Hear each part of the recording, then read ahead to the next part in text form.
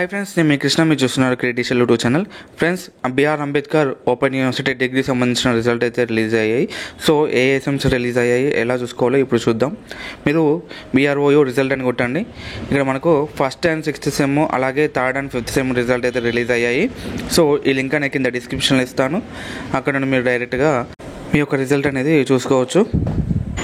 Last year open degree apply చేసుకున్న వాళ్ళకు male exams అయితే జరిగాయి. సో ఫస్ట్ రిజల్ట్ ఇట్లా ఓపెన్ చేసుకుంటే మనకు అడ్మిషన్ నెంబర్ అని అడుగుతుంది. అడ్మిషన్ యొక్క లాస్ట్ 7 నెంబర్స్ అనేది ఎంటర్ చేయాలి. తర్వాత మీ యొక్క సెమ్ అనేది ఫస్ట్ సెమ్, సిక్స్త్ సెమ్ అలా సెలెక్ట్ చేసుకొని ఇక్కడ స్పెల్ అంటే ఆటోమేటిక్గా ఏ ఇయర్ ఏ మంత్ ఎగ్జామ్ జరిగిందో అదైతే ఆటోమేటిక్గా సెలెక్ట్ అవుతుంది. మనకి ఈ విధంగా రిజల్ట్ అనేది ఓపెన్ అవుతాయి.